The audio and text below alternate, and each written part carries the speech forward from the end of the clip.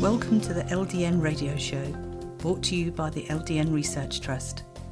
I'm your host, Linda Elsiegood. I have an exciting lineup of guest speakers who are LDN experts in their field. We will be discussing low-dose naltrexone and its many uses in autoimmune diseases, cancers, etc. Thank you for joining us. I'd like to introduce to you Dr. Sam Lebsock, pharmacist Michelle Moser, pharmacist Stephen Dickson. My next question is, can LDN be incorporated into the WHO oral rehydration salt solution to calm inflammation in the GI tract? It's a bit of an unusual question. I think from a pharmacological point of view, there would be nothing to stop you putting LDN into oral rehydration salts. But I think there's a much wider question there, I'm guessing, that would to do with licensing and having to do a study, etc. So I think from a one person, if you had someone who had inflammation in the GI tract and you wanted to give them oral rehydration salts, then yes, you could put LDN in without any problem. Next question, what would be the lower dose for vertigo be considered? The starting dose is 2. So if you're having vertigo or any type of unpleasant symptoms when you're on a dose, I would probably try to drop down to either 1.5, 1 milligram even. Some patients are pretty sensitive to medications and they might start at like 0.5. So don't feel like you have to go up to this 4.5. I think it's important to note that a lot of patients don't get that high and they still receive a lot of benefit down at those lower doses. Can LDN assist in rebuilding bone density? The simple answer to that is yes. There's quite a complicated mechanism by which it can work. It would take a little bit of time to explain, but what I'll do is I will post an answer with a paper that talks about it in the answer. Yeah, because even though she was diagnosed at Hashimoto's at 60, it didn't just pop up at 59.5, right?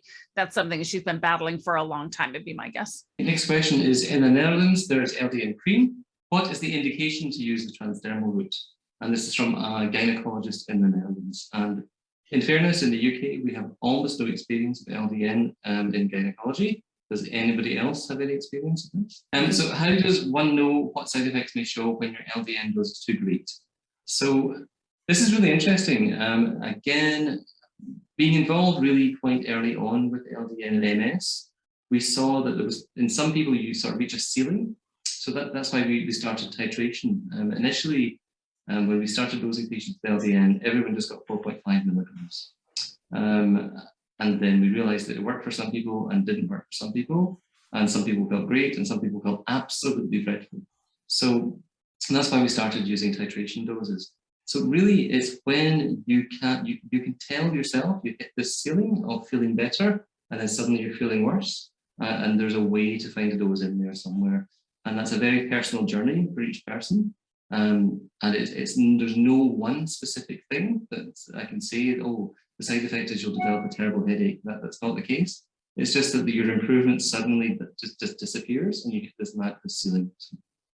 I'm told that you can't really describe it until it's happened to you. What recommended starting dose would be to help with sleep? She has a lot of patients who can fall asleep, but they have trouble staying asleep and they wake up around 2 and then they can't fall asleep.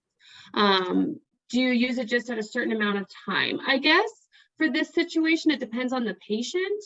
Some patients, I like to ask patients if they're sensitive to medication kind of right off the bat, because some of them can maybe start at 1.5 and some of them who tell you like, I'm very sensitive, everything affects me. Then I obviously start those patients way lower, like 0.1, 0.5, and then I kind of taper from there. So I would say it really depends on each patient that you're treating. Some of them don't have any symptoms right away, and some of them have a ton of symptoms if you start LDN. So it's very patient dependent. Generically, I would probably start them at a 1 or a 1.5 milligram, depending on the patient, if they're a normal patient. Does it help with staying asleep? Yes, like I said earlier in the lecture, I think sleep is interesting because a lot of times there's underlying disease states there going on. And if you can control those, then the patient ends up sleeping better in the long run. So the next one is, what pathology tests do doctors use to monitor progress with LDN-RX? This is a very, very wide question. Depends on the condition that you're presented with, is the answer to that. But basically the same test that we would use to check for normal results for like standard allopathic medicine can be used to monitor progress with LDN, as well as a number of other tests, which, especially around about the thyroid, there are so many incredibly complicated and very intricate tests that can be done by people who are specialists in hormones that this would take quite long to look at. So if you have a specific query, then email it through and we'll reply.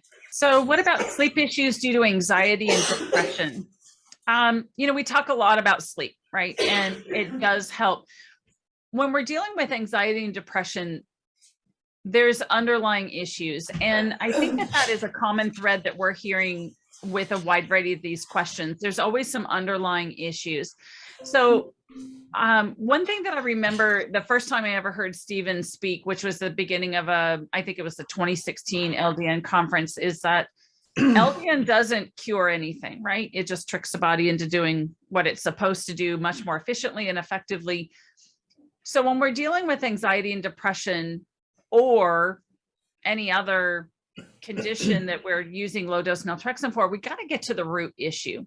So low dose naltrexone will definitely help to induce sleep, help to get into restorative sleep, help to decrease anxiety and depression because of its mechanisms by raising endorphins.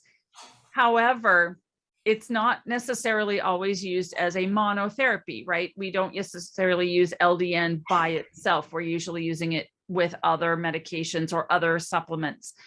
And specifically with anxiety and depression, I go down to, let's take a look at what's going on in the gut. Are they making GABA? Are they absorbing theanine? Are they utilizing theanine? Are there bacterium in the GI tract that's inhibiting this, that, or the other thing, or even eliciting some issues associated with anxiety and depression? So this is a multi-layered answer to this question. But again, low dose naltrexone can always be of benefit here. At least what we've seen in the science and case study is that we've seen it used effectively. This next patient has been taking LDN 4.5 milligrams and has several different autoimmune disorders, and she's experiencing symptoms of an autoimmune disorder that she has not had for years, despite being on LDN. Which was after a period of high stress, and she's been on 6 milligrams previously and wondering if she should increase her dose.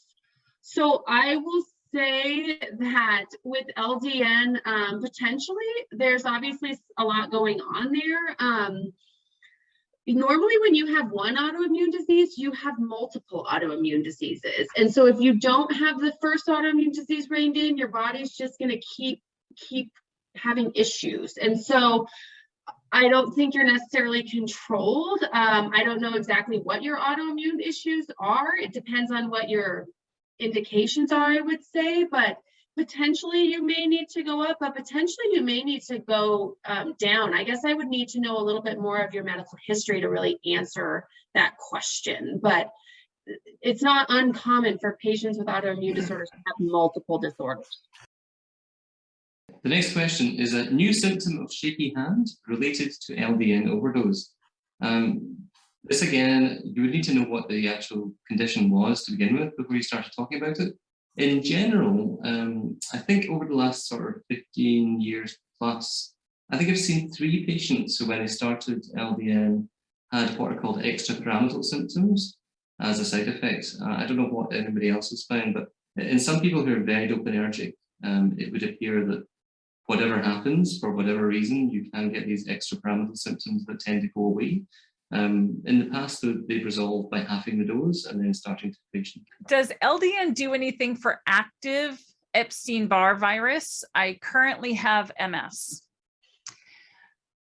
So we've heard from Dr. Kent Holtorf, who has spoken very eloquently on the use of low-dose naltrexone in a wide variety of viral infections.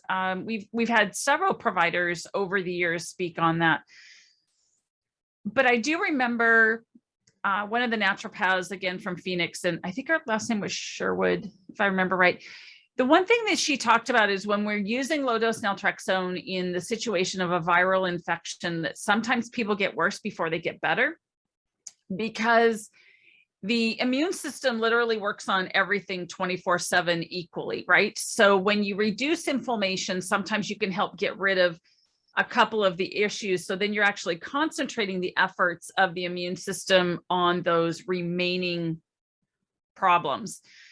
So, and also what we have found, especially with viral infection, is that when you reduce inflammation, you can actually cause other things to come to the surface, and you can have a bloom, which means that you can feel worse before you feel better.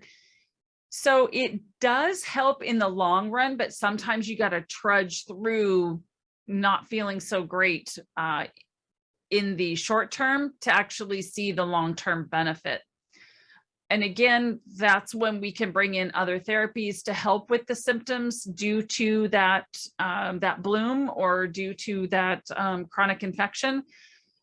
And I don't know about you guys, but here in Washington State, we have a lot of MS cases. I don't know if there's like a belt that goes across the world, but we have a very high rate of MS diagnoses. And a lot of times we are seeing an underlying viral infection that is there as well. So the use of low dose naltrexone has been very effective, but again, it's not a short-term use medication. You've got to be in it to win it for the long haul. This question is LDN good for prostate health? I guess, you know, LDN is great for keeping the body's immune system in check, I guess you could say.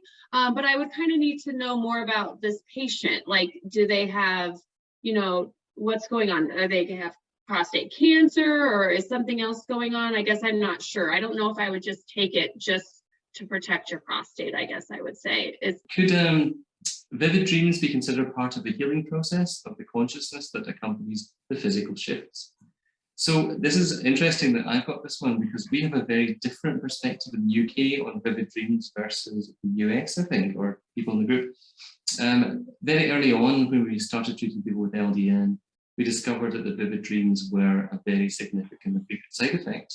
And in MS patients, we tended to really suggest starting taking LDN in the morning and not really looking at evening dosing unless they weren't getting any good results.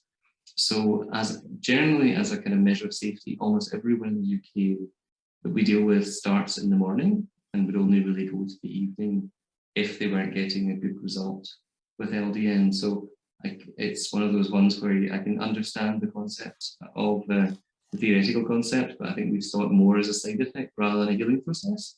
But maybe Michelle, you were talking about that earlier on as an important part. Yeah, and I was just reflecting on some of the previous LDN Research Trust seminar and conferences where people have added, you know, providers have added their information, and again, it's kind of like once a day dosing, twice a day dosing. We see a wide variety of opinion in different camps and how it works. So it goes back to treating that individual and really coming up with what's best for that individual, because like you say, a lot of times if the vivid dreams are impacting their overall health, then there's no sense in keeping it at a bedtime dose. That doesn't make any sense at all. So moving it to the morning can be just as beneficial. And I think both Dr. Chopra talked about that even for pain control. And Dr. Weinstock certainly talked about that as well for GI issues. So the next question is, what information do you have regarding ADHD and LDN? That goes back to Dr. Jacqueline McCandless, right? I mean, she was using a LDN, oh my gosh, 90s, I think it was, she did a study, maybe it was even in the 80s, where she did a small study on children specifically. And if I remember right, the children in that study were anywhere from ages 10 or 11 months until they were about 12. And she used mainly transdermal LDN because, again, these are children, and children tend to metabolize LDN a little bit faster. So her dosing was different than what we necessarily always see in adults. And then Dr. Brian Udell expanded on that, and he's been using low-dose naltrexone in children for a number of years. In fact, if I recall, when he was first approached to speak at an LDN conference, I don't think he realized that LDN was used in adults. That Yes. he was like, wait a minute, what? You use this in big people too? And he gets tremendous success. And he actually wrote a wonderful chapter in the first book, which is the blue one, about the use of low-dose naltrexone in children, whether they're on the spectrum or with attention deficit. How about psoriatic arthritis, who is currently taking biologics to help manage it? Yes, I have patients who take biologics and LDN. I would say you do need to talk to your provider about this. There's, I guess, some different train of thought. Some providers don't like it, some providers do. So I would say, you know, try to present some paper to your provider before you go there. But I do have patients who take biologics and LDN. So I take 4.5 milligrams daily as a pounded capsule. I've heard there are many fillers out there making capsules. What are the best fillers? I think we covered that already, didn't we? So basically, any filler apart from lactose is what we would go to. So I'll maybe just jump to the next one. Have you found LDN helpful for people who have frequent histamine release? So again, it's a generalized anti-inflammatory which stops the immune cascade at the TLR receptors, but also by causing a reduction in the overall inflammatory response by releasing endorphins. So absolutely, people who have things like mast cell activation syndrome, who have very severe allergies, even so the arthritis we're talking about, the psoriatic stuff, rheumatoids, where it's all about this autoimmunity, then absolutely LDN is helpful with it. There's plenty of information published on that. Does LDN affect estradiol patch prescription metabolism? I don't believe that is even remotely related. If you're asking about does LDN affect sex steroid hormone use and production, that's a little bit different mechanism than just using a hormone replacement product. Now, LDN can change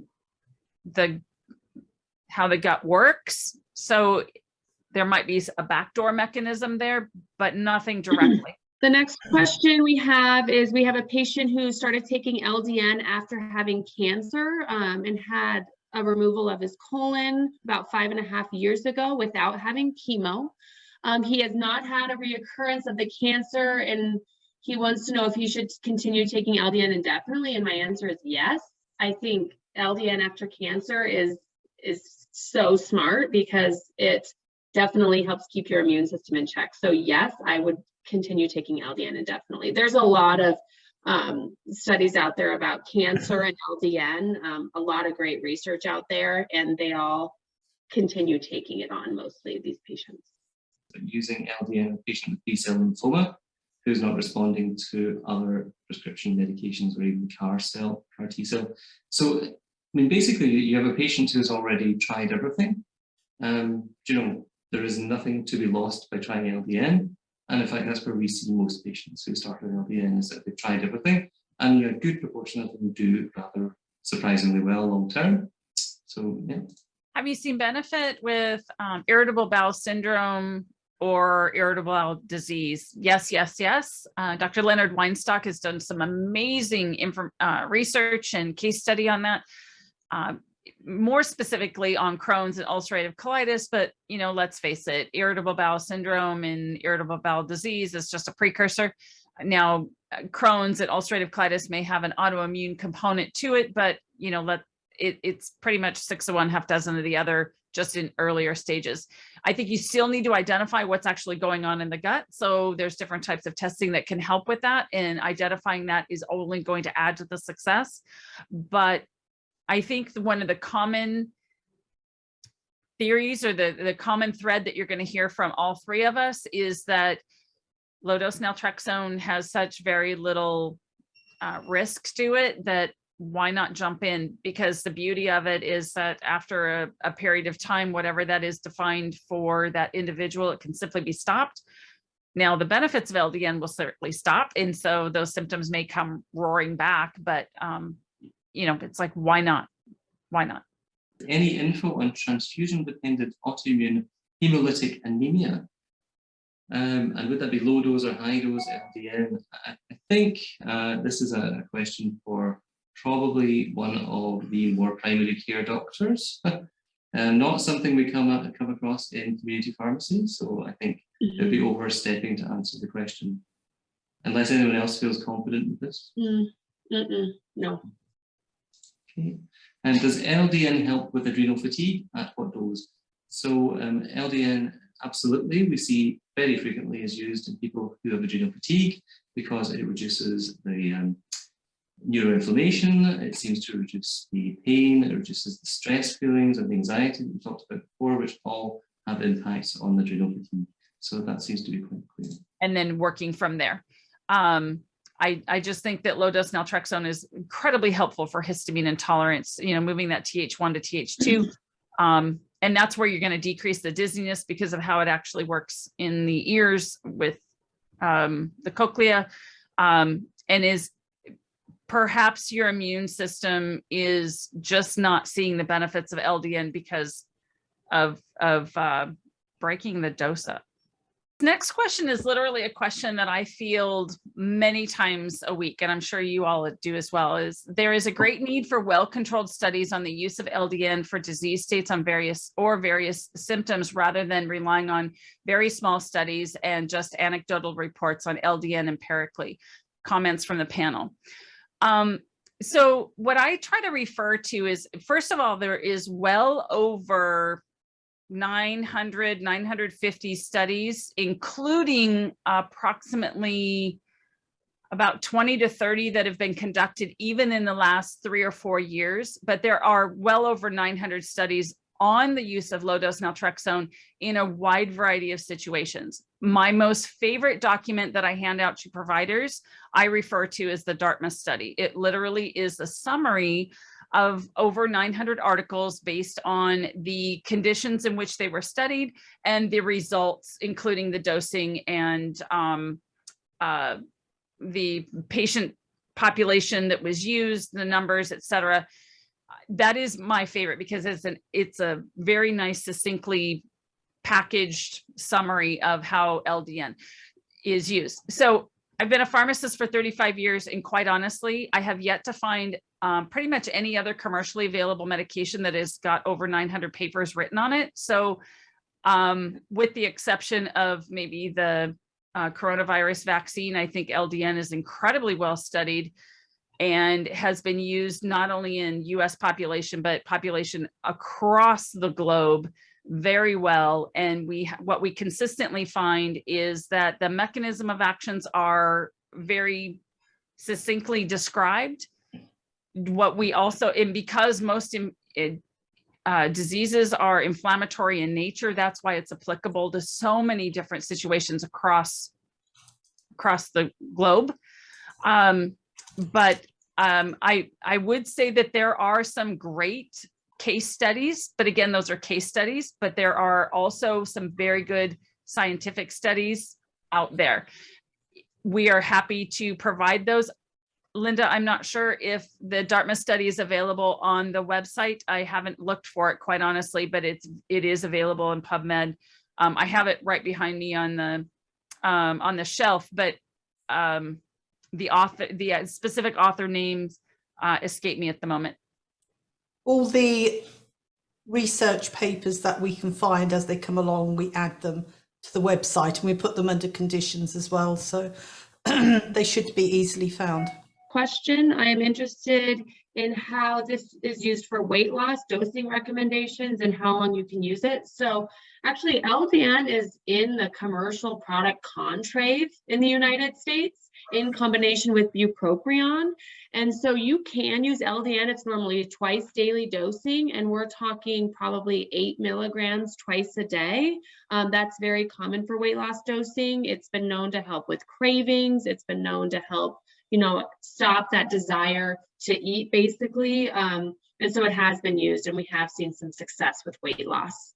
I'm basically asking about the use of honokiol or honokiol. I don't know if that's how everyone's pronouncing it, with LDN for oncology patients. Now, this is something we do see an awful lot, and we used to see using this particular supplement, which comes from magnolia bark, before we managed to convince most of the oncologists to prescribe metformin, because basically honopyl is the sort of natural form of metformin, which is an mTOR inhibitor and reduces the way the body works with sugars. So actually, yes, 100% LDN with this particular magnolia bark extract is great, but in reality, we would much prefer that you get a proper licensed medicine, which we know it is what it says it is, i.e. metformin. So I think it was Dr. Khan who talked about it in It was the Akbar Khan. that's what was Akbar.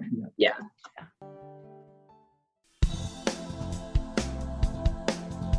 Any questions or comments you may have, please email me, Linda, Linda, at ldnrt.org.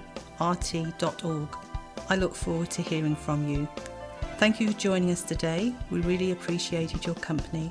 Until next time, stay safe and keep well.